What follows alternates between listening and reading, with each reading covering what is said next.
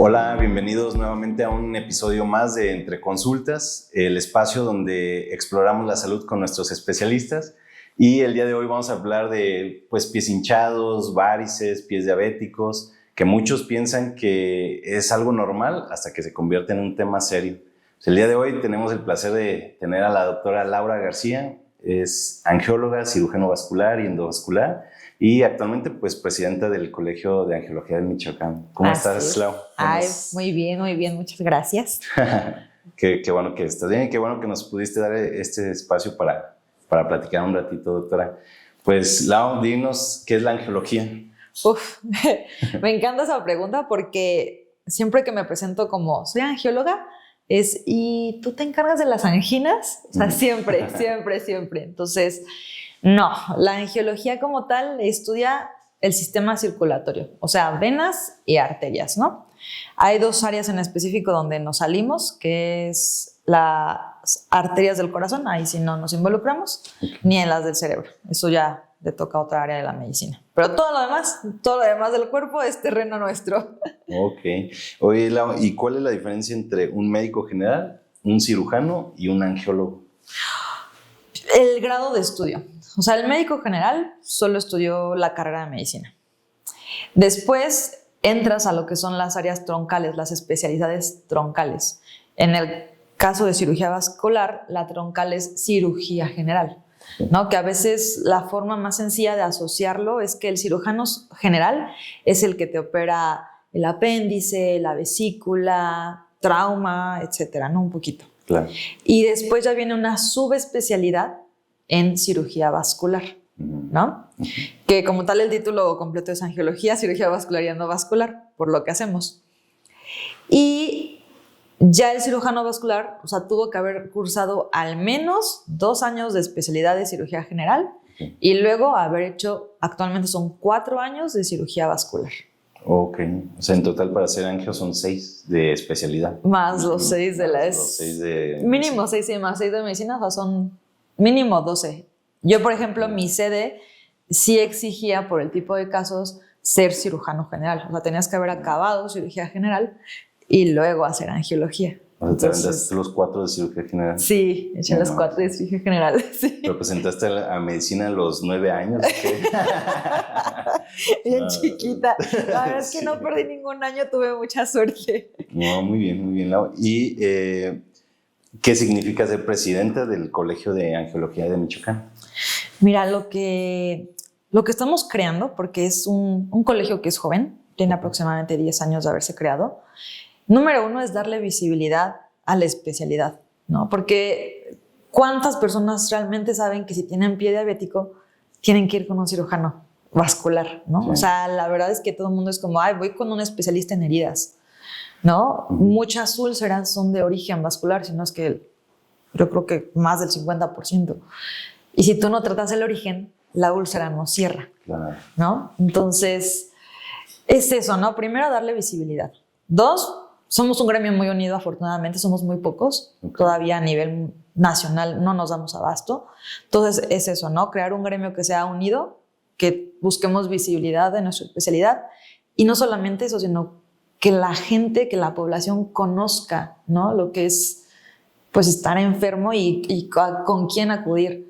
Creo que ya estamos en una época en la que antes era muy místico esto de la medicina, ¿no? Era como, sí, tómese la receta y así, ¿no? Sí. O sea, esa anécdota o esa situación de que antes las recetas se escribían en latín para que solamente la leyera y la pudiera entender el médico y el boticario, ¿no? Entonces creo que esa parte ya tiene que quedar atrás.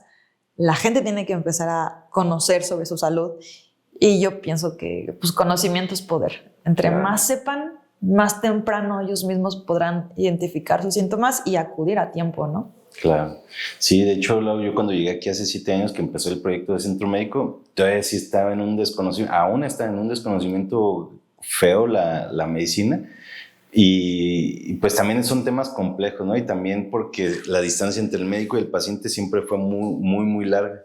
Entonces aquí este programa entrevistamos pacientes, médicos, para darle el poder al paciente de decirle, tú puedes cuestionar al médico, y más si estás en el medio privado, ¿no? Claro. Y fuera de cuestionarlo, tienes que saber con quién, porque luego pues están gaste y gaste y gaste con las personas que no son, hasta que llegan con el especialista, pero ya bien gastados. Y simplemente con una investigación ya en internet o con esos episodios o preguntándole a los especialistas, pues pueden llegar a abordar su problema de raíz, ¿no? Fíjate que es algo que en angio nos pasa mucho. O sea, normalmente el paciente que tiene una enfermedad vascular nos llega ya casi en estados, o sea, el paciente lleva 3 meses, de 3 a 6 meses previos atendiéndose con el médico general, con alguna enfermera que les hace curaciones, ¿no?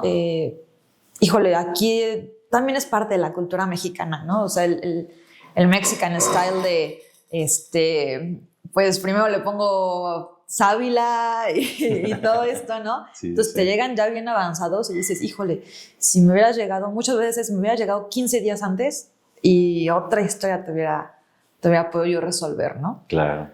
Oye, ¿y qué trata la angiología?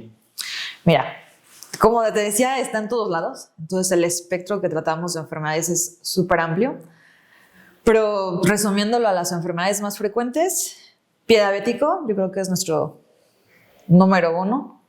Enfermedad venosa crónica, las famosas varices, ¿no? Que no es solamente un tema estético, o sea, es un tema de salud y también salud cardiovascular, porque tienes un proceso inflamatorio muy importante que puede afectar también, pues, a nivel cardíaco. Okay. Hay una enfermedad que se llama enfermedad arterial periférica, que a veces dices... ¿Cómo se llama? Sí, exacto. Sí. Enfermedad arterial periférica. Okay. O sea, cuando las arterias del cuerpo se empiezan a tapar. Okay. ¿No? Se llama periférica porque normalmente afecta a las extremidades.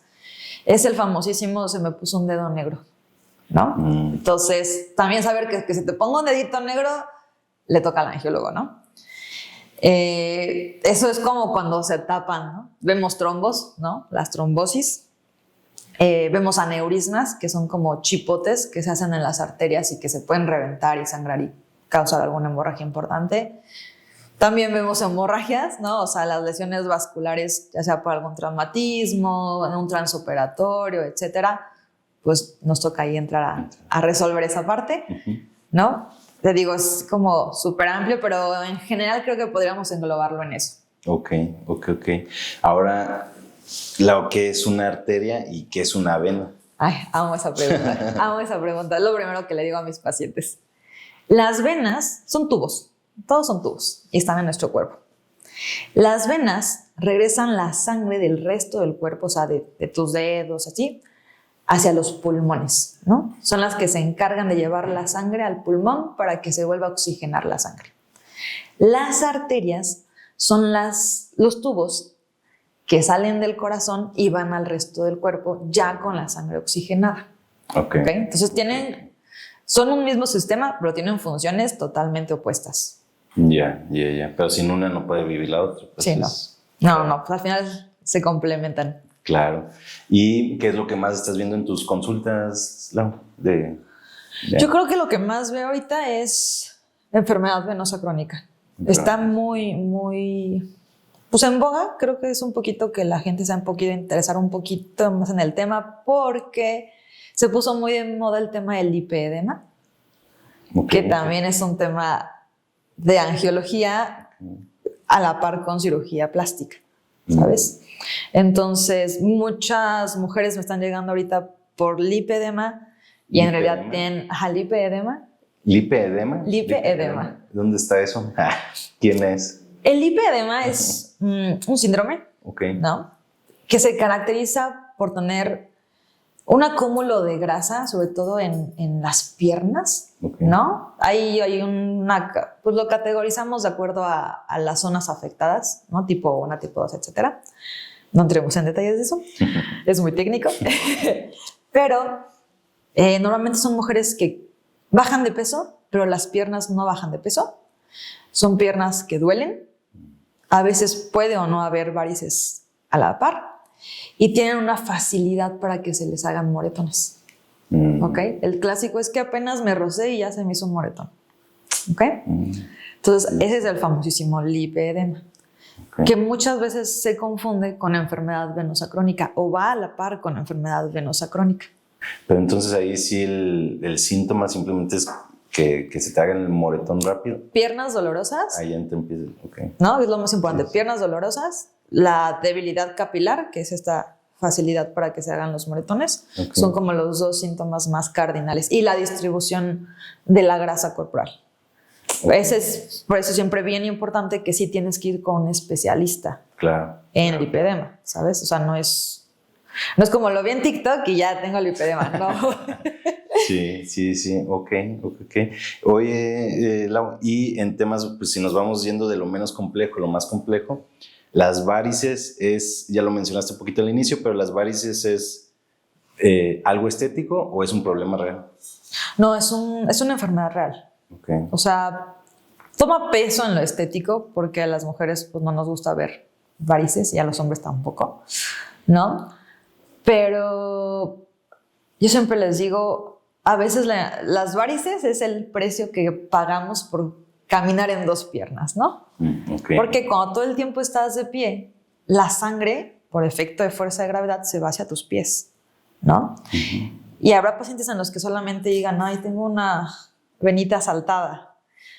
El problema viene después, ¿no? Cuando estas venas saltadas cada vez se hinchan más, se inflan más, ¿no? Se llenan de sangre, se empiezan a enfermar los sistemas principales y entonces la sangre se empieza a quedar estancada. Quedamos que es sangre que no tiene oxígeno. Entonces es sangre que tiene muchas sustancias nocivas, por así decirlo. Y esas sustancias empiezan a migrar hacia la piel. Entonces, primero van a sentir piernas pesadas y cansadas al final del día, pero después se te va a manchar la piel de café. Después van a empezar a aparecer muchas varices en los tobillos, ¿no? Y la mancha café en el tobillo ya es una lesión que se considera preulcerosa. O sea, el grado más avanzado de esta enfermedad es la aparición de úlceras, ¿no? Nosotros decimos que hay 3 complicaciones de esta enfermedad. La primera es la úlcera. La segunda es una varicorragia, que es decir, se reviente una de esas varices y entonces el paciente empieza a sangrar. Y la tercera es que se trombosen, porque esas venas, como se empiezan a deformar, se empiezan a dilatar, se empiezan a hacer así como 1000 cumbres, ¿no?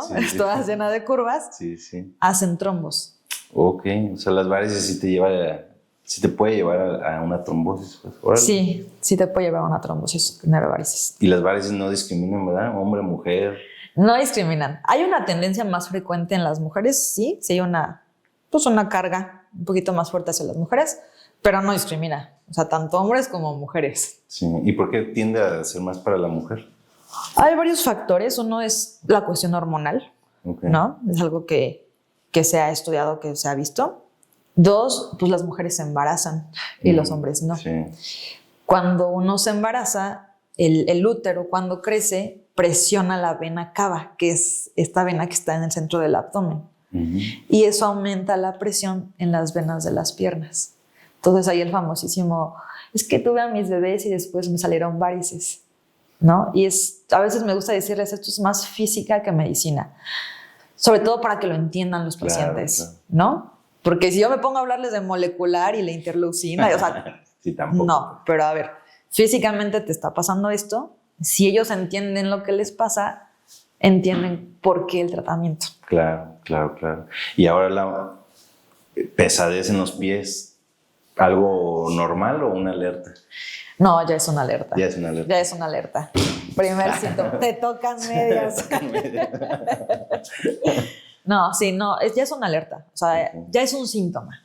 No es normal. A veces nos gusta normalizar las cosas. Como decir, ay, es que porque está viejito, es normal que se le olviden las cosas, ¿no? Y no es normal.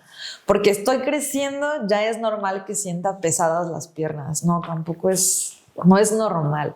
Si bien el cuerpo envejece y hay un proceso natural de envejecimiento, sí, no es normal que te sientas mal, ¿no? Que es lo primero. O sea, a veces empieza como una molestia y va incrementando.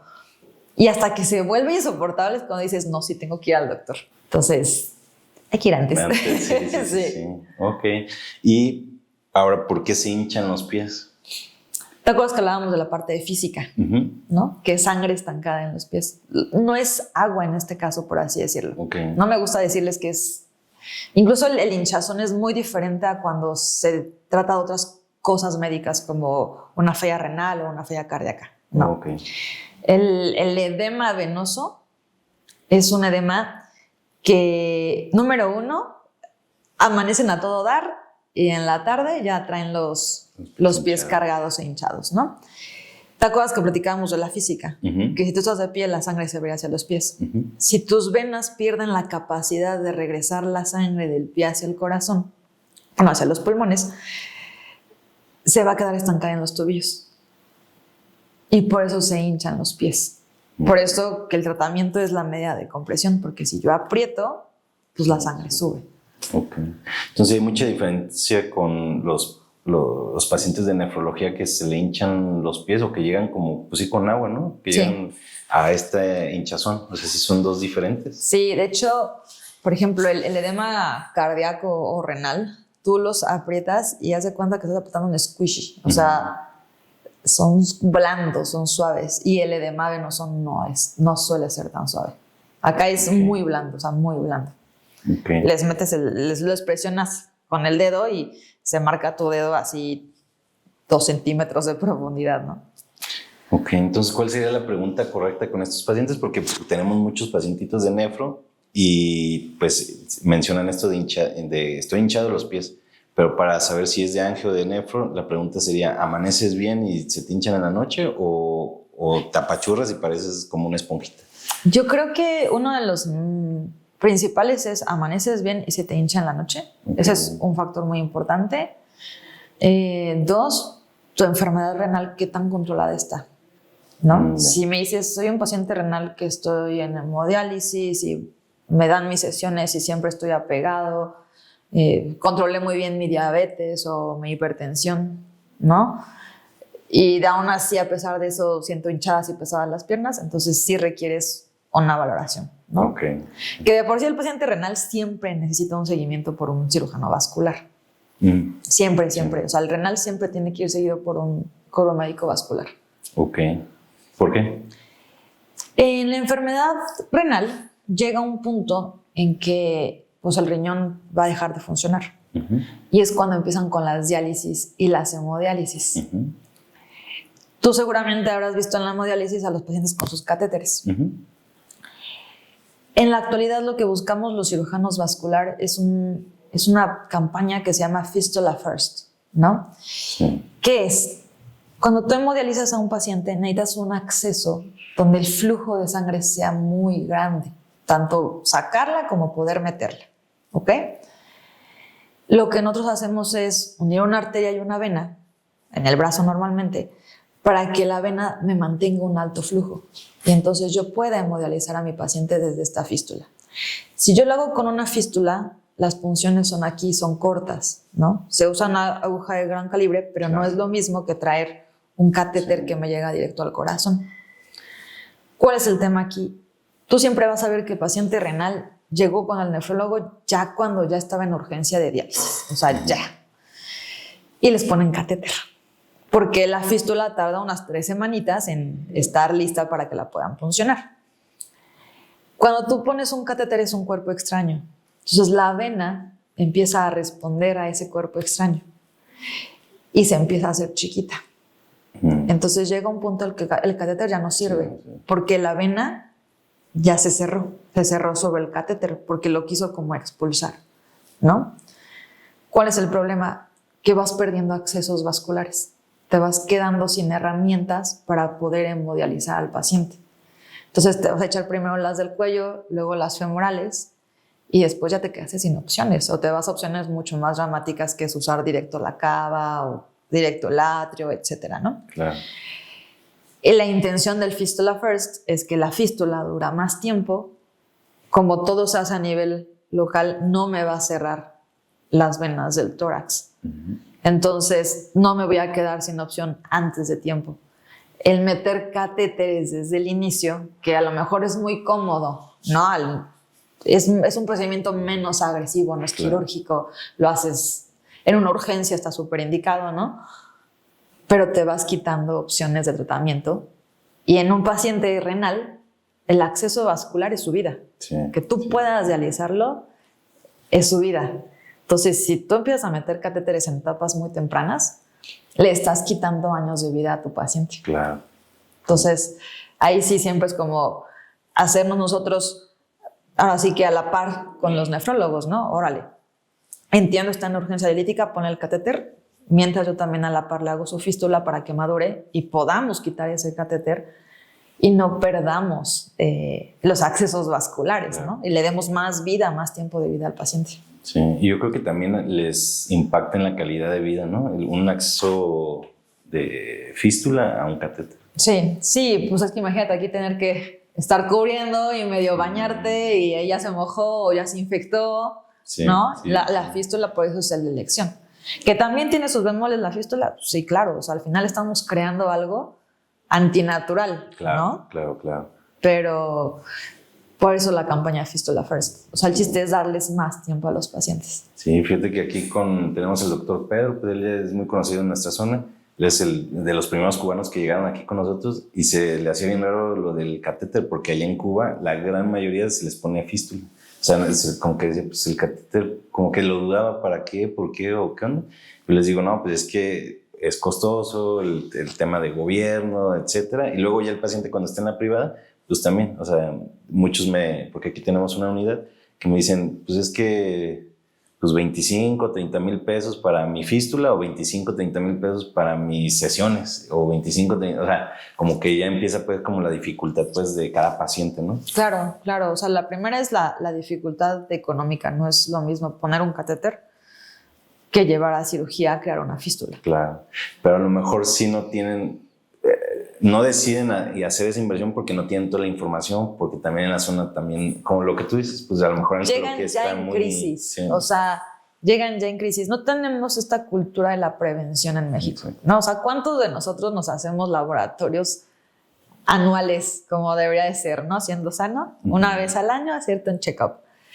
No lo hay. Hay muchas personas que te llegan a la consulta así de, es que yo me volví diabético porque me espanté y por eso terminé en el hospital, o tuve un impacto emocional muy fuerte, o después del COVID me volví hipertenso, y no. O sea, te diste cuenta en ese momento porque esa circunstancia te llevó al hospital, y en el hospital te hicieron una revisión y ahí se identificó. Pero en México normalmente el paciente que debuta como diabético tiene más de 10 años de haber ya tenido la enfermedad. Órale. Entonces llegan todos en fases muy avanzadas. Y lo que no nos damos cuenta es que el daño de la diabetes no es solamente el azúcar alta. O sea, el daño que hace a nivel vascular es muy severo. Oye, doctora, y si nos enfocamos ahora un poquito en las enfermedades ya más complejas, la insuficiencia venosa, ¿qué es? Es lo mismo que la enfermedad venosa crónica. Okay. Es el mismo nombre. Okay. Es el mismo nombre. ¿Y trombosis? Ese ya es otra Ese enfermedad. es otra cosa. Esa es otra cosa. Los trombos son coágulos de sangre dentro de un vaso sanguíneo. Puede ser arteria o puede ser vena. A mí siempre me gusta decirles, todos hemos tenido algún trombo en nuestra vida. Si te han sacado sangre, has tenido un trombo. ¿Ok? Sí. Aquí el chiste es determinar cuándo fue grave o cuándo es grave y cuándo no lo es. ¿Ok? Para términos generales, siempre que haya sospecha de trombosis, te toca ir con el angiólogo. Punto. O sea, angiólogo, no te vayas con alguien más, vete con un angiólogo. No con el médico general, no con el médico internista, no con el de las similares, no. Vete con un angiólogo. Okay. ¿Va? O sea, esa es la indicación más importante. ¿Cómo identificas una trombosis? Quedamos que tenemos venas y tenemos arterias. Entonces, los síntomas van a ser totalmente diferentes si se trombosa una vena a si se trombosa una arteria. ¿Ok? La arteria lleva la sangre. Si crece un trombo, la tapa. Entonces, lo que va a responder el cuerpo es, de ahí en adelante, no va a tener sangre. Es como un infarto, pero va a ser, por ejemplo, en una pierna, puede ser en un dedo, puede ser en un brazo, etc. ¿Ok? Cuando es una arteria. Entonces, como no llega sangre, por ejemplo, hablando de piernas, se pone fría, ¿no? Se pone pálida, se puede llegar a poner morada y duele mucho. Con un trombo. Con un trombo. Oh, en donde esté, en una zona específica. En una zona, exacto. Sí. En una arteria principal, Claro, ¿no? claro. Entonces, es un cuadro clínico muy claro. O sea, está pálida, está fría y duele. Duele mucho, porque el dolor más intenso que hay, que está descrito, es el dolor de la isquemia, que es la falta de circulación. Ese dolor puede ser en una pierna, puede ser en el corazón, puede ser en muchos lados. Si se trombosa una arteria, duele y duele mucho. Cuando deja de dolor, entonces ya estamos en una etapa muy crítica, porque quiere decir, si ya no te está doliendo, quiere decir que tu mismo cuerpo, los nervios y demás ya se están muriendo. ¿Ok? Entonces, eso es una urgencia quirúrgica inminente. Así, o sea, se tiene que resolver en horas, porque si no, terminas perdiendo una pierna o una extremidad. Claro. El trombo en las venas es totalmente diferente, ¿no? Si te digo que se tapa la vena y que ya no puede regresar la sangre, entonces se va a quedar estancada. Entonces se va a poner roja la pierna, se va a poner caliente y se va a hinchar, ¿no? Son cosas bien diferentes. Dentro de las venas hay dos sistemas, un superficial y un profundo. El profundo te da los síntomas que te digo, que se pone roja, caliente, se hincha. Y esos son los trombos que nosotros potencialmente son peligrosos. Porque esos, como la sangre va del pie hacia arriba, si se llega a desprender, se va a ir con el flujo de la sangre. Y entonces el trombo se va a ir al pulmón. Y a ella le decimos tromboembolia pulmonar. Y es así, pone en riesgo la vida. Ese es el riesgo, ese es el gran miedo de los médicos cuando escuchan la palabra trombo. Ese es el gran miedo, ¿no? Que tengas una tromboembolia pulmonar, que se te vaya al pulmón, y eso sí pone en riesgo la vida. Okay. En el sistema superficial también se hacen trombos, ¿ok? El superficial siempre se junta con el profundo, pero el sistema superficial cuando se trombosa es cuando se pone así. La línea de la vena se pone roja, duele mucho, ¿no? A veces les da comezón, se pone dura cuando la tocan, se llega a tocar como un cordón, ¿ok?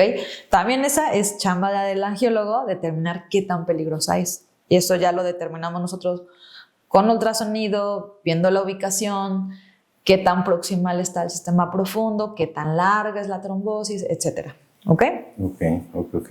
Entonces, cualquier paciente que le estén diciendo trombo es igual a angiólogo. Sí, ¿no? sí, porque sí, el trombo arterial, el trombo de vena, pues sí pueden poner en riesgo la vida del paciente, las dos. Sí. Ok. ¿Y con qué estudios necesitan un angiólogo para ya decir es un trombo arterial, una de vena o qué tipo de estudio de imagen? Mira, mucho es la clínica. O sea, la clínica... Yo siempre he dicho, el 80% tiene que ser la clínica. Tú lo puedes ver en el paciente, no le vas a tocar pulsos. Obviamente tiene que ser un médico especialista. O sea, si yo te mando con un médico general, muchos médicos generales no saben ni siquiera tocar pulsos en los pies. ¿Por qué? Porque no hay un entrenamiento. O sea, La verdad es esa. Tenemos un entrenamiento pobre en angiología. 80% es la clínica. Paso número 2, el ultrasonido. Ok. ¿No? O sea... Yo, por ejemplo, a mis pacientes, todos les hago rastreo con ultrasonido en la consulta, porque el ultrasonido es mis ojos. Claro. Entonces, yo no te puedo decir a ciencia cierta qué si no lo estoy viendo. Claro. Entonces, sí, paso número 2, ultrasonido. Ahora, no perder tiempo en, me voy a ir a hacer el ultrasonido y luego voy con el angiólogo. No. Ve primero al hospital, a urgencias, que te localicen a un angiólogo y ya mientras estás ahí, sí que te hagan estudios a la par y toda la situación. Pues qué afortunado que también es muy evidente lo que el paciente pueda decir, pues se me está enfriando el pie, se me está poniendo rojo, o sea, qué bueno que es tan evidente para que ellos pueden decidir inmediatamente, porque pues sí ya son temas grandes, ¿no? Sí. Oye, y ahora el pie diabético, lo puse como en temas complejos porque pues sí ha de estar bien... Súper complejo. Grueso, ¿no? Yo creo que es un tema muy, muy, muy complejo. Muy complejo.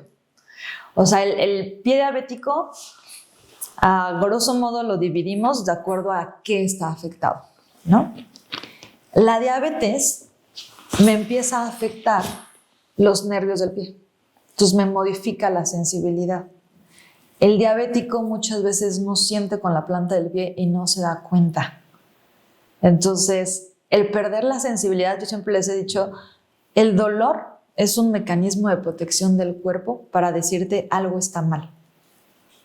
Si tú pierdes este mecanismo de protección, entonces empiezas a tener problemas que ya cuando los quieres resolver están muy avanzados, ¿no?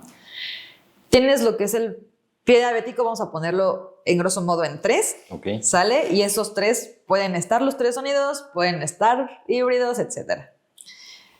Tienes el pie diabético neuropático, que es la afección al nervio. La misma afección a estos nervios me altera incluso las glándulas del pie y me altera la musculatura, la fuerza de los tendones del pie. Entonces el pie diabético se empieza a deformar, se empieza a hacer así. Okay. Y empiezas a apoyar con zonas que no te tocan para apoyar. Okay. Y es cuando se empiezan a hacer úlceras en esa zona. ¿Cuál es el problema? Si tú tuvieras un pie sano que siente, tú dirías, ay, me está lastimando el zapato, ¿no? O me molesta cuando piso. El diabético no lo siente. Entonces ya cuando se da cuenta tiene un agujerote donde ya se le expuso el hueso, ¿no? Y ahora sí como, ay, no lo había visto. Y no les duele, o sea, genuinamente no les duele. Sí, sí. Tienes el infeccioso. Como dejan avanzar mucho tiempo este tipo de lesiones y no producen dolor, se suelen sobreinfectar. Okay. Pero además, el paciente diabético se considera un paciente inmunosuprimido. ¿Qué quiere decir eso? El sistema de defensas del cuerpo que se encarga de atacar las infecciones no funciona igual, ¿ok? Entonces, tampoco tienen la capacidad de defenderse contra las infecciones, ¿ok? Y el tercero es el isquémico. La diabetes altera las arterias, las empieza a volver rígidas, primero con colesterol y luego ese colesterol se vuelve calcio. Entonces, imagínate que el nutriente tiene que pasar por estas paredes para llegar a los tejidos. Es como si yo esta agua quisiera hacer que llegara al cuarto de al lado a través de esta pared. No lo voy a lograr, ¿no? Entonces, cuando el paciente tiene isquemia, le deja de llegar sangre. Si no llega sangre y tienes una infección, por mucho antibiótico que yo te ponga, el antibiótico no va a llegar a la infección. Entonces, tengo yo que atender primero la parte de la isquemia para hacer que llegue la sangre. Okay. Y entonces son 3 separados, pero pueden existir juntos, claro. Que casi siempre tocan los 3 juntos, ¿no? ¿Ah, sí? O sea, sí. No, entonces es un paciente con un pie neuroisquémico infeccioso, ¿no? Entonces ya no sentía, se infectó y además tiene alteración en las arterias. Entonces se vuelven pacientes, casos clínicos súper complejos. Luego ya llegan multitratados, entonces ya les dieron ceftriaxona, una inyección 3 días y luego le cambiaron a Clinda y como no terminan esquemas de antibiótico, pues ya te llegan con bacterias multiresistentes. Como ellos no sienten, siguen caminando, ¿no? La clásica que se ponen gasas, se ponen el zapato y se van a trabajar porque yo entiendo que la gente tiene que seguir trabajando. Claro. Y tú les dices, híjole, es que necesito que no apoye. Entonces, ya cuando te llegan, híjole, si estás así de, señor, voy a hacer todo lo posible por salvar ese dedito, pero a veces no se puede, ¿no? Claro. Ahora, ¿por qué llegan a cortar extremidades cuando es en tema de pie diabético? De pie diabético. La causa más frecuente es infección. Una infección. O sea, normalmente se vuelven infecciones que si yo no corto, te va a costar la vida o te va a costar más pierna, ¿no? Cuando tienes un pie diabético neuroisquémico infeccioso, lo primero que vamos a hacer los vasculares es ir a rescatar la circulación para que entonces se me delimite la infección, se me delimite la isquemia y a esto le decimos nosotros cirugía de salvamento de extremidad, porque lo que está salvando es la pierna. A lo mejor no te voy a salvar los 2 deditos, claro, o la punta del pie, pero yo estoy buscando salvarte la pierna. O sea, mi objetivo es salvar tu pierna, por eso se llama salvamento de extremidad, ¿ok? Entonces, lo primero que vas a ver es que nosotros buscamos salvar la pierna. O sea, el angiólogo cuando amputa es porque ya no quedó de otra, porque a eso nos dedicamos, a evitar amputaciones. O sea, nuestra chamba, si quieres decir la chamba del angiólogo, ¿cuál es? Evitar amputaciones. Esa es nuestra chamba, Okay. ¿no? Hay casos que llegan tan progresivos, tan avanzados, que no te queda otra más que tener que amputar, porque entonces se pone en riesgo la vida del paciente. Entonces tienes que escoger entre si quieres que viva o quieres que la pierna siga ahí, aunque sea una pierna no funcional. Claro. Oye, ¿y qué hizo el paciente mal para llegar a ese punto? No me gustaría decirte que fue el paciente. No, sí fue el paciente. No. No, porque a veces no es culpa del paciente. Sí. A veces es todo, o sea, es todo. O sea, fue que no se dio cuenta que era diabético, que si me dices que hizo mal, hay pacientes que se conocen diabéticos, entran en una fase de negación y no se tratan durante años porque se sienten bien, pero ellos no se dan cuenta de toda la afección cardiovascular que su cuerpo está sufriendo todo ese tiempo que no tienen tratamiento, ¿no? O sea, si me dijeras que el paciente diabético que hizo mal para llegar a una amputación, no tratar su diabetes. No tratar su diabetes. Eso fue lo que hizo mal. Ok. ¿Y qué pudieron haber hecho para pues, tratar la diabetes? Para evitar pues, la amputación, pues tratarse. Primero, nutriólogo. O sea, yo siempre digo, cuando me empiezan a decir, ¿y qué debo de comer? Yo no sé. Vaya con el nutriólogo, para eso existe. Él estudió 5 años para decirle, yo estudié 14 para decirle cuándo amputa. Es chamba de él, ¿no? Claro. Número 1, nutrición. Número 2, endocrinología. O sea, siempre es muy importante hacerse de la mano de un buen endocrinólogo que controle la diabetes, porque a veces no es solo diabetes, a veces también ya son hipotiroideos y así tienen como, casi siempre son muchas enfermedades las que tienen los pacientes. Ok. Oye, y bueno, en temas de tratamientos para curar esto, ¿cómo está la tecnología? ¿Qué es una cirugía endovascular? ¿Cuáles son los tratamientos que tenemos ahorita a la mano? Fíjate que es algo muy bonito. En cirugía vascular se ha ido avanzando mucho, ¿no? Mucho me refiero a que hay cirugías que antes se abría todo el abdomen y que ahorita lo podemos resolver con 2 punciones en las ingles, ¿no? La cirugía de aorta, por ejemplo, cuando es endovascular, obviamente tiene sus bemoles, todo, no todos son candidatos, pero creo que ha sido un gran avance y es un gran avance lo que actualmente se hace en medicina endovascular. ¿Por qué se llama endovascular? Porque arreglamos y operamos por dentro de las arterias, ¿ok? Es una cirugía que ya no tengo yo que hacer varias incisiones o una incisión muy grande para estudiar toda la arteria y ver dónde está el problema o la vena, etc. La cirugía endovascular no se hace en una sala común, ¿no? De quirófano. Requieres ya sea una sala de hemodinamia, que es lo ideal, o un arco en C. Okay. Y lo que hacemos es que con agujas puncionamos las arterias y luego metemos como unos tubitos que les decimos introductores y por ahí usando medio de contraste, etcétera, vamos pintando las arterias. Entonces vamos identificando dónde está tapada, qué arterias está tapada, si todavía tiene arterias que llegan hasta el pie, porque hay pacientes que pues tú llegas a la cirugía, sueltas el disparo, le decimos, ¿no? Ves la arteria y dices, ya no tengo nada abajo, ¿no? Entonces, te ayuda también a estudiar hasta dónde puedes abrir. Claro. Nuestro objetivo siempre es ir a abrir hasta la punta del pie, ¿no? Es la intención de los angiólogos. Pero básicamente es eso. O sea, es una cirugía que nos permite salvar extremidades, que el paciente ingresa y al día siguiente se va a casa, o si no es que el mismo día, Súper. ¿no? Y que ya no se hacen incisiones. O sea, literal son sitios de punción lo que se hace. Ok. ¿Y la cirugía endovascular solamente es en arterias? También hay en vena. También en vena. También hay en vena. En vena es un poquito difícil, o sea, es un poquito diferente. Okay. También se punciona la vena y las venas en general cuando las operamos es porque hay un trombo. Y el trombo ya me está produciendo que la vena se haga como chiquita, por así decirlo, se aplaste, se estenosa, le decimos nosotros, y eso haga que el paciente, por ejemplo, tenga úlceras y lleva 10 años con úlceras y no cierra. Entonces tienes que ver la forma de abrir esa vena, ¿no? La reservamos mucho para trombosis en el segmento ilíaco, le decimos aortoilíaco, o sea, de aquí para acá. Para trombos que ponen en riesgo la vida, como es la tromboembolia pulmonar, se entra a través de las ingles o del brazo y se busca el trombo, hay dispositivos que ya tienen algo que le decimos trombolisis. Entonces, pueden inyectar medicamento y al mismo tiempo tener algún mecanismo para absorber el trombo, ¿no? O para que el medicamento penetre mejor en el trombo. Entonces, es muy amplia, sí es muy amplia y sí depende mucho del dispositivo. La gran desventaja es que, pues, sigue siendo cara.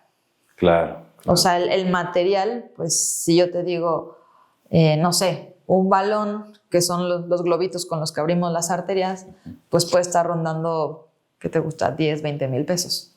Pero si yo me voy a un dispositivo avanzado, por ejemplo, de trombolisis farmacomecánica, pues sí te puedo estar hablando de unos 120 mil pesos solo por el dispositivo. Wow. Sin incluir nada del hospital ni nada, o sea, el puro dispositivo. Sí. Bueno, pues sí es costoso, pero los que pueden, pues tienen acceso a una... Te salva la vida, te salva la vida. O sea, sí son dispositivos que salvan vidas. Claro. O sea, una cirugía de aorta endovascular, yo creo que es una de las mejores inversiones que puedes hacer. O sea, sí te salva la vida. Sí. Oye, fíjate que ahorita que ya hemos mencionado un poquito lo de la aorta, pues yo conozco al uro, el cirujano, que de repente trabajan por ahí y siempre como que es un nivel de respeto a la aorta, ¿no? Porque, pues, ¿qué pasa? ¿Qué la aorta? ¿Cómo nos la puedes describir? ¿Y por qué deberías de operar una aorta? La aorta es el tubo principal que sale del corazón. El tubo principal. Entonces es una manguera que lleva sangre a alta presión y altas velocidades. Por eso le tienen todos tanto respeto. Porque tú le das un pinchazo a la aorta y te lo juro, es un chisguete que llega al techo del quirófano. Oh. ¿No? O sea... Sí, está en alto flujo. Son hemorragias, son segundos. O sea, si alguien secciona una aorta o algo por el estilo, si le dan un llegue con un bisturí, son segundos que tienes para controlar la hemorragia. O sea, no llegas, creo que ni a los minutos, ¿no? Que a lo mejor controlar la hemorragia se va a ponerle la mano encima en lo que le hablas al vascular, ¿sabes? Sí. Pero por eso le tienen tanto respeto a la aorta. La aorta se opera casi siempre cuando eres hipertenso o fumador o alguna predisposición genética, se dilata, se le hace un chipote, ¿no? A mí me gusta asociarlo con una llanta. Tú cuando tienes una llanta y tiene un chipote, te dicen, ya no vayas rápido porque se te va a reventar la llanta, ¿no? Sí. Lo mismo pasa aquí. Es una manguera que tiene un chipote, nada más que tú no le puedes decir que vaya más lento, ¿no? Sí, claro. Siempre está en alto flujo, altas presiones. Entonces, el riesgo es que un día de buenas a primeras se rompe el chipote y pues el paciente se desangra básicamente, ¿no? Okay. ¿Qué es lo que hacemos nosotros? Una es endovascular, entras por las ingles y yo les digo es como hacer un parche en una llanta, lo mismo, pero por dentro, ¿no? Y ponemos unos dispositivos que se llaman endoprótesis, que eso ya nosotros hacemos mediciones y demás y te digo si te toca o no te toca, ¿no? La otra es la cirugía convencional, que es como se operó durante años, ¿no? Que consiste en abrir todo el abdomen, hay que disecar la aorta y como es una manguera, pues encontrar la parte más cercana de la manguera que alcances, pinzarla y luego donde tienes el aneurisma metes una prótesis de Dacron, ¿sale? Que es como un tubito, como un pantalón. Entonces conectas esa parte de la aorta con las piernas para no perder la circulación en las piernas o en el abdomen, etc. ¿A ti te ha tocado hacer de las dos o nada más de las dos? Sí. ¿Y qué es? O sea, ¿cómo mantienen los nervios ahí porque todo yo creo que es milimétrico, pues hacerlo rápido o no, tampoco es así? Algo con vascular, y creo que es una de las razones por las que hice vascular, es porque tiene que ser bien rápido y a la primera, ¿sabes? Entonces, sí puede ser una cirugía de adrenalina, yo creo que es de las más adrenalina, sobre todo cuando ya nos llegan con el aneurisma roto. Ahí sí es mucha adrenalina la que tienes encima. Pero llega un punto en el que tienes cierta seguridad, claro, ¿no? Porque sabes qué es lo que hay que hacer, qué es lo que toca. Y de todas maneras, si tú no lo haces, se va a morir el paciente, ¿sabes? Sí. O sea, una ruptura de de un aneurisma de aorta puede llegar hasta, es un volado, es un 50% de mortalidad. Claro. Entonces, haga yo o no haga, es 50% de probabilidad de que se muera el paciente. Entonces, ¿qué tengo que hacer yo? Pues aumentarle sus probabilidades de que no se vaya a morir. ¿No? Estas sí son cirugías que es cirugía de urgencia, cirugía grande, cirugía... Es tan grande como una cirugía corazón abierto. Así de grande. ¿No? Entonces, sí son cirugías muy, muy grandes. Oye, y por ejemplo, estos pacientes que es la aorta, ¿tienen síntomas o ya vienen de un problema que como que de un problema se deriva esto y esto pasa nada más en quirófano? ¿O alguien tiene síntomas de la aorta? ¿Del aneurisma de aorta? Del aneurisma de aorta. A veces pueden tener dolor abdominal, pero te voy a decir que la mayoría son silentes, no presentan síntomas. Casi siempre, y ahorita que decías el urólogo, casi siempre les hacen estudios por algo más. Y ahí sale. Y ahí sale el... por vía uro casi siempre. Bueno, pues es que el urólogo casi siempre ve a estos pacientes porque tienen hiperplasia prostática o algo por el estilo, les mandan la tomografía y sale el aneurisma, ¿no? O pacientes que sienten que tienen una úlcera gástrica o así, les hacen una tomografía y sale el aneurisma. Pero bueno, que seguramente no es lo más común de encontrar, ¿no? O sea, también... No es lo más frecuente. No es lo más frecuente. Afortunadamente no es lo más frecuente. Tampoco te voy a decir que sea rarísimo. Tampoco es rarísimo. Pero no es para todo. Si eres fumador e hipertenso, aumentas mucho tus probabilidades de tenerlo. Sí, pues, okay. Oye, y bueno, en angiología, venas, pues hay muchos mitos. Yo creo que es de lo que yo puedo pensar o que tengo más mitos en mi mente. ¿Qué mitos es lo que más te encuentras y que quisieras desaparecer? Número 1, que con la media de compresión te van a salir más varices. O sea, ¿no? No manches. No. Es un gran mito, Sí, ¿eh? sí, Sí, es un gran mito. Hay un mito que me encantaría que desapareciera, es que los trombos de las venas se van hacia el cerebro.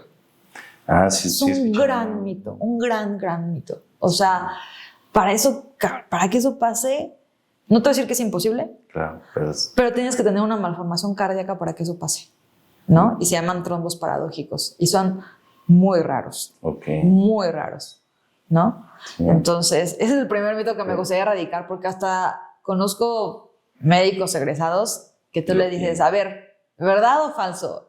Una trombosis venosa se puede ir al cerebro. Entonces, lo lógico que sería que dijeras, no, porque se va la vena cava, de ahí se va la aurícula derecha y de ahí se va el pulmón. No llega al cerebro.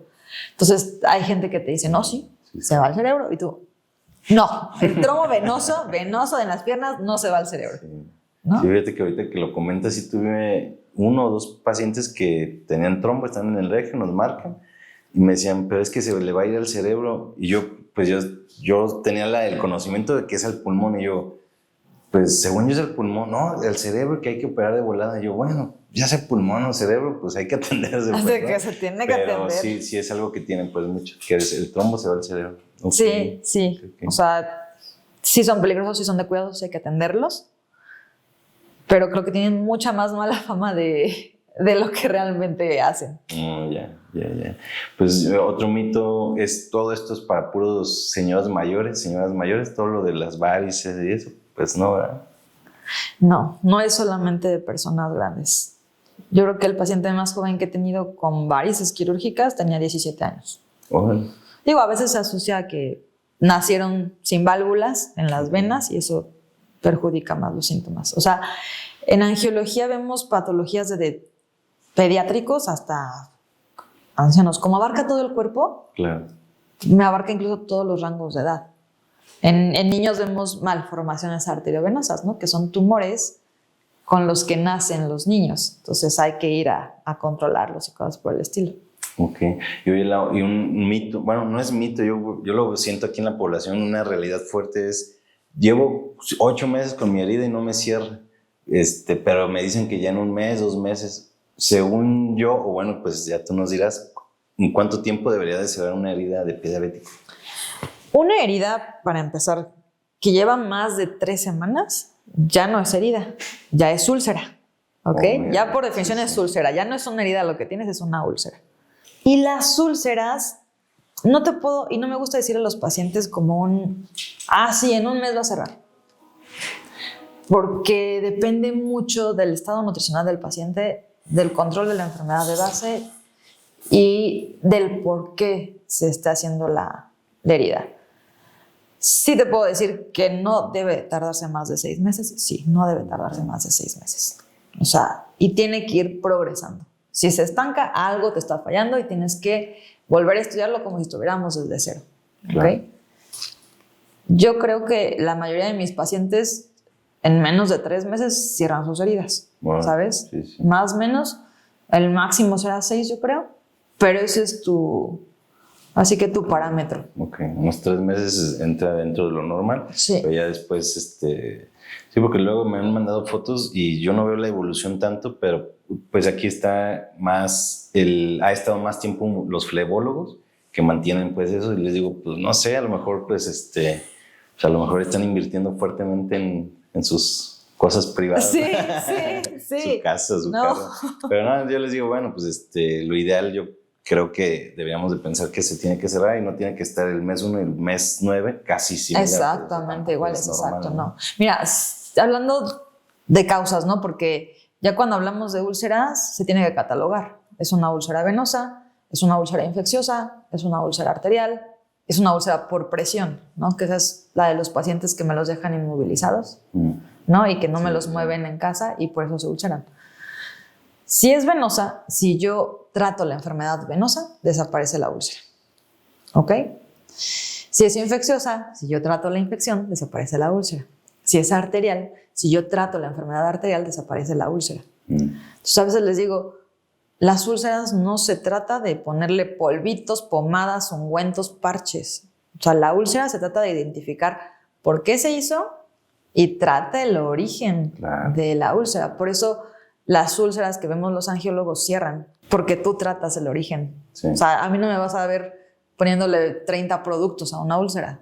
A mí me vas a ver tratando la enfermedad venosa y con eso cierro la úlcera. Sí, como en todo, yo creo que lo más importante es el diagnóstico. Yo le digo a los pacientes, pidan al médico el nombre y el apellido de la enfermedad, porque el síntoma, pues te lo pueden tratar todos, pero es un síntoma y va a crecer otro síntoma y tal. O sea, va a ser un sinfín. Exacto. Pero más bien como que sí entiendan realmente por qué me pasó esto, ¿no? Claro, y es lo mismo con las úlceras. O sea, decir úlcera es muy fácil, ¿no? O sea, tienes una úlcera. Ah, ¿por qué tienes una úlcera? Claro. ¿Por qué sigue eso ahí? ¿Por qué no está cerrando? Oye, Lau, ¿y cuándo ir con un flebólogo y cuándo ir con un angiólogo? Ahorita que platiqué o que dije del flebólogo, ¿cuál es la diferencia? ¿Cuándo sí es bueno con ellos? ¿Cuándo es bueno con ustedes? ¿O cuándo entran ellos? Mira, el flebólogo es un médico general, ¿ok? De entrada. No tiene una especialidad. Normalmente toman algún curso y se capacitan en escleroterapia, ¿ok? Ok. Esa es realmente el área que debería abarcar el flebólogo. La escleroterapia. Los angiólogos nos encargamos de todo lo demás. Si tuviste una trombosis, así sea venosa, no te toca flebólogo, te toca angiólogo. Si tienes enfermedad venosa crónica, te toca ir con el angiólogo. Y ya nosotros te diremos, ¿sabes qué? Tu caso está solo para esclero. Y así tú decides ir con el flebólogo a que te inyecte solo el flebólogo. Es correcto, Claro. ¿sale? Tenemos aquí un gran problema en el que todos los médicos queremos resolver, pero a veces nos falta humildad para decir, esto no me toca, lo tiene que resolver alguien más, ¿no? Claro. Entonces, es una estira y afloje que tenemos siempre con los flebólogos, o sea, no es echarles tierra ni mucho menos, ¿no? O sea, creo que hay espacio y trabajo para todos. Claro.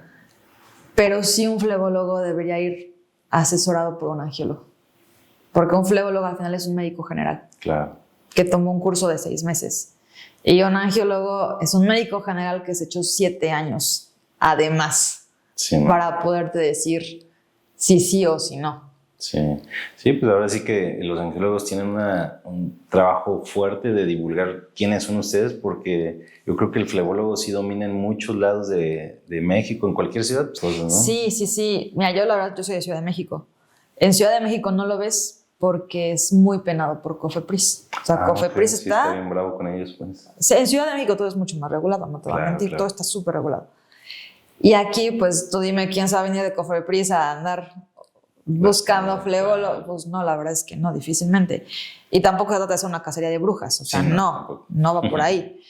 Es nada más aprender a distinguir, sabes que esto ya no está dentro de mis manos. O sea, nosotros hemos trabajado con flebólogos que justo me dicen, sabes que esto no me toca ya, me llegó a mí a la consulta, pero por favor velo tú.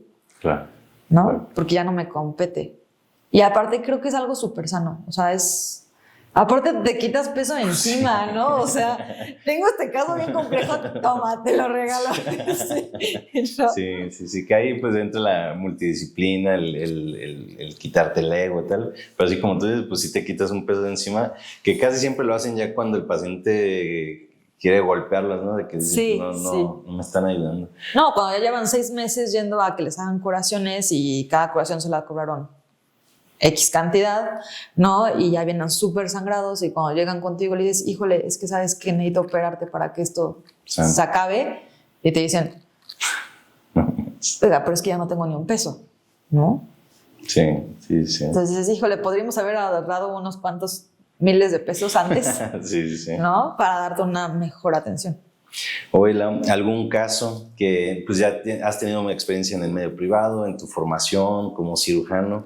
¿Algún caso que se te haya quedado de un paciente que llegó a tiempo, un paciente que no llegó a tiempo? Algo que nos puedas compartir de tu experiencia en los quirófanos. De casos que me han llegado a tiempo, tuve un paciente que tuvo un aneurisma de arteria hepática. O sea, es rarísimo. La arteria hepática hizo un chipote. Ok. Y ya era un chipote grande, era de 3 centímetros. Él sentía palpitaciones.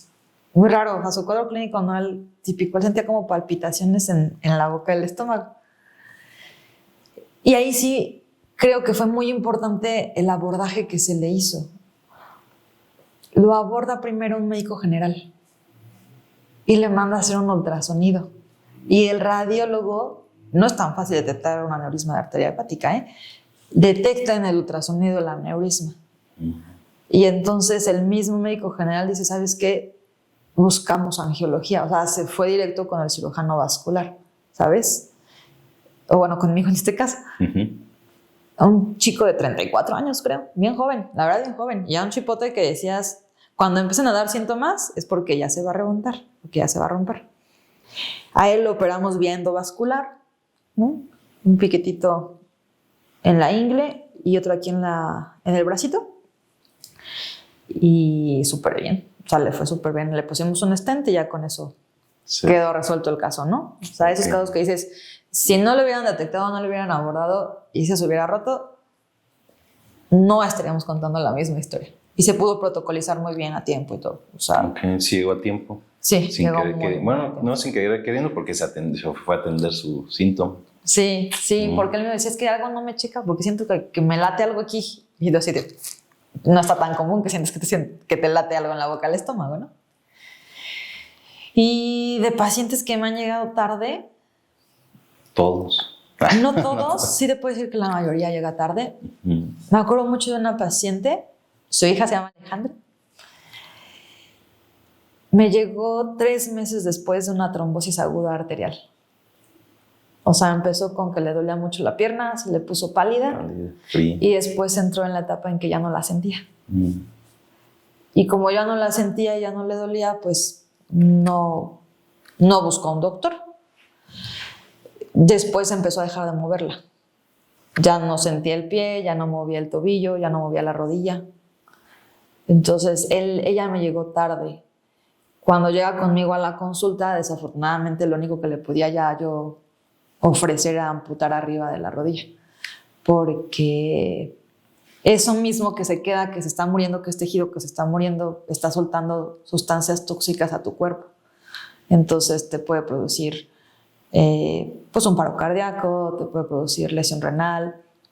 Ella me llegó ya grave, o sea, ya me llegó con lesión renal, así al borde, la verdad estaba ya al borde de la muerte por no quererse. Una parte entiendo que fue negación, que no quería tratar la pierna, que yo creo que ella sabía, ¿no? Que había que amputarla. Claro. Y bueno, al final la amputé y le fue muy bien. Okay. Sí se me deprimió. Claro. Pero ahí lo que hacemos es lo mismo, manejo multidisciplinario. O sea, paciente que va a amputación, paciente que tu trabajo no termina donde amputaste. No, claro. Tu trabajo termina hasta que el paciente está caminando de nuevo. Entonces, psicología, rehabilitación física, ortesis, ¿no? Y su hija está en Ciudad de México, se fueron a vivir allá. El último video que me mandó es de ella con su prótesis caminando. Ah, qué padre. Entonces, sí llegó tarde, pero al final tuvo, creo, el mejor desenlace que le podíamos ofrecer. Sí, sí, pues está viva y caminando y con su actividad normal. Sí, sí, sí, le costó 6 meses, claro, ¿no? Claro. Pero lo logró. Ok, Lau. Pues bueno, para ir empezando a cerrar el capítulo, Lau, pues consejos prácticos para la población, el cuidado de sus varices, el cuidado del día al día. ¿Qué les podemos decir para que a lo mejor si no son diabéticos, pero sean cuidadosos, pues, ¿no? O diabéticos y... Mi primer consejo, y es para toda la población, es no fumen. Es mi primer consejo. No fumen. No, claro. No fumen. O si fuman, guarden nuestros contactos de cualquier angiólogo cercano. Sí. Primer consejo, no fumen. O sea, no fumes.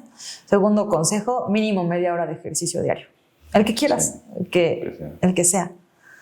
Y tercer consejo, si estás todo el tiempo de pie o sentado, ya sea que trabajan de secretarias o son cirujanos y están todo el tiempo de pie, o recepcionistas, estilistas me llegan mucho, o gente de cocina, panaderos, chefs, vayan con un angiólogo para que les mande unas medias de compresión y se van a ahorrar muchos problemas en unos años. Ok, y eso es para todas las edades, Lau. O sea, sí. Sí. Sí, porque yo luego sí me aviento aquí 8 o 10 horas sentado, bueno, sentado, parado, lo que sea, pero sí me ayudarían a prevenir. Sí, sí, yo traigo las mías, ¿eh? O sea, yo todos los días uso media de compresión. Bueno, qué bien, qué bien. A los angiólogos difícilmente nos gusta ver sin medias de compresión. Pues sí, pues ven todo.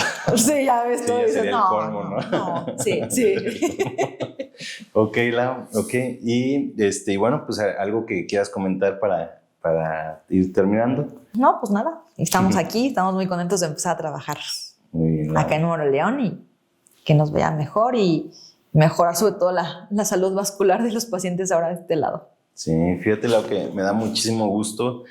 Primero que llegas tú, también llega Germán a ver a los pacientes de angiología de aquí, porque yo cuando llegué, la realidad es de que a mí me tocó ver muchas amputaciones de pacientes del Regio, de otro hospital, mismo aquí, o sea, que yo escuchaba a los doctores a veces decir, es que no hay angiólogo, no tenemos esto a la mano, y es de ahorita o vete ahorita, pero vas a ir a quién sabe dónde, y en un hospital de gobierno de Morelia, que es lo que más nos queda cerca, pues seguramente no hay, y te toca el privado, sí. ¿No? Entonces, sí estábamos en una ubicación geográfica que a mí me tocó escuchar a muchos pacientitos que por un dedo, 2 dedos, pero que tenían dolor hasta arriba de la rodilla. Sí. Me tocó conocidos de amigos y vi el duelo que lleva después de que le cortan la piernita. Yo veía pacientes pues súper aguitados y decía, ay, cabrón, pues les cambia la vida así. Cañón, horrible, la mortalidad pues aumenta. O sea, a 10 años cerca de un 70% después de una amputación de pierna fallece por toda la repercusión que tiene atrás. Y no solamente eso, se dice que cada 30 segundos se amputa una pierna en el mundo, por diabetes además. Wow. O sea, eso es algo muy grave que podríamos estar previniendo mucho tiempo antes. Sí. Y casi, o sea, la mayoría de los pacientes que tienen amputación de una pierna, a los 5 años tendrán amputación de la pierna contralateral, porque es una enfermedad sistémica. Entonces, si se afectó una, la otra también está enferma. Sí, entonces, sí. Nuestro objetivo es ese, o sea, salvar extremidades. Salvar extremidades. O sea, esa es nuestra chamba, salvar extremidades. Sí. Que un dedito negro pueda yo terminarlo en, a lo mejor te amputeo solo el dedito o solo la punta del pie. Claro. Que no sea la historia que tú ves, que un dedito negro terminas amputado arriba de la rodilla porque no hay un vascular, porque no hay un angiólogo. Sí, sí. Sí, pero sí, a ver que nos llegas como anillo al dedo, no solamente a Moroleón, sino a Uriangato, Yuriria y sur del estado de Guanajuato. Nosotros trabajamos más o menos, yo creo que arriba de 30 municipios que tenemos médicos colaboradores en todas esas áreas que pues yo creo que vienes a ayudar mucho y como tú dices, pues son pocos y es por eso que también no sé, en una ciudad muy pequeñita, pues no van a tener acceso a esto, ¿no? Entonces, pues lo bueno de estos programas es de que se pueden educar y al momento de empezar a tener como estos síntomas o que empiezan a ver, pues acercarse a ya sea Moroleón, también estás en Morelia o con cualquier angiólogo. La realidad es de que busquen un angiólogo, pero ¿no? que sea un angiólogo, o sea, un angiólogo certificado. Sí. No, yo siempre les digo a mis pacientes, siempre busca la cédula, o sea, está en internet. Exacto. ¿Sabes? Tú te metes a profesiones, registro de cédula, pones el nombre y te tienen que aparecer las cédulas. Claro. ¿No? Porque sí hay mucho pues, médico que no es angiólogo. Malamente a veces creemos, ¿no?, que un flebólogo también está especializado en estas zonas y lo que hacemos es perder tiempo. Claro. Y aquí tiempo es tejido. Sí. Tiempo es tejido siempre. Y qué bueno que dices eso, Lau, porque tuvimos hace poquito un paciente que se operó en un hospital. Se complicó la cirugía, el doctor le dijo, se complicó un poquito, pero ya te vamos a dar de alta. Así le dijo. Y llegan los pacientes aquí y el paciente estaba así, grave, amarillo, hinchado, etcétera. Y yo le digo, ¿y dónde está tu doctor? Y me enseña y en su perfil, en la fotito, ya no estaba la fotito. Y yo, no manches, y ya investigamos.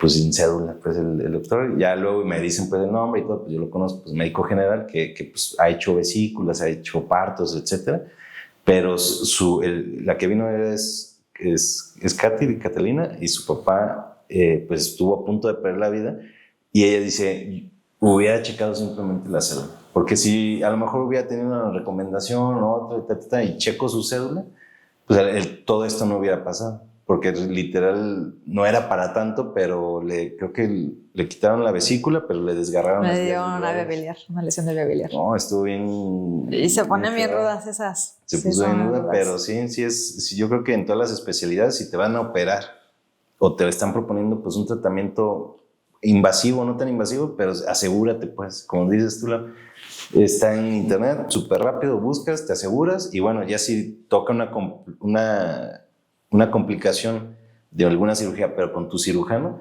pues bueno, también yo no conozco ningún médico que quiera afectar al paciente. Son complicaciones de algo que tienes tú como paciente, ¿no? Además, tienes la certeza de que la persona con cédula, quieras o no, tuvo una capacitación de años para llegar a donde tuviera que estar, ¿sabes? O sea, es una certeza de que al menos finalizó ese proceso. Y no solamente fueron los años de residencia, fue presentar una tesis, fue hacer un examen del consejo, ¿no? Porque muchos dicen, es que yo sí estudié, pero no saqué la cédula. A ver, entonces, ¿dónde está tu compromiso con lo que estudiaste? Porque te lo aseguro, todos los residentes que acabamos, haces todo el trámite porque dices, me eché 5, 4, 7 años de mi vida en esto, quiero mi papelito, ¿sabes? O sea, es un compromiso hasta contigo mismo. Entonces, decir, no, sí soy, pero no tengo cédula, entonces me estás hablando que tu nivel de compromiso no está al nivel de lo que estás haciendo. O sea, es un compromiso contigo y con tu paciente. Pues sí, muy importante, revisen cédula, revisen quién nos está viendo. Y bueno, pues ahora sí que, Lau, pues un gusto, la verdad, todo un placer, y ojalá hubieras especialistas más mujeres. Me da mucho gusto que eres mujer. Gracias, pues, desde el tacto, desde cómo explica las cosas. Yo creo que, yo siempre, pues aquí trabajamos con muchas chavas, yo siempre les digo, la chava es mejor en todo que el hombre, excepto en cargar cosas. Y a veces, ¿no? Pero a mí me gusta mucho trabajar con mujeres porque sí tienen como otro, pues no voy a englobar a todas, pero yo veo pues que tienen un compromiso mejor, una forma de expresarse mejor, no sé, como que aligeran mucho todo. Pues buscamos, ¿no? Buscamos aligerarlo un poco. Y pues ahora sí que tú con toda tu experiencia, y me hablaste como de 100 años de medicina. Ay, no, está cañón. Pero un gusto, Lau, y pues espero que la población te reciba como nosotros te estamos recibiendo, con mucho gusto, y Gracias, yo sé que vas a ayudar a muchas personas no solo de aquí, sino de todo el sur del estado de Guanajuato. Esperemos. Y en Morelia, ¿dónde te pueden encontrar? Mi clínica se llama Healthy Steps. Está en Francisco Márquez, 327 en la colonia de Chapultepec Norte. Súper. Pues bueno, pues muchas gracias y espero que les haya gustado el episodio. Comenten cualquier cosita, compártanlo y nos vemos en la siguiente. Hasta luego. Y yo.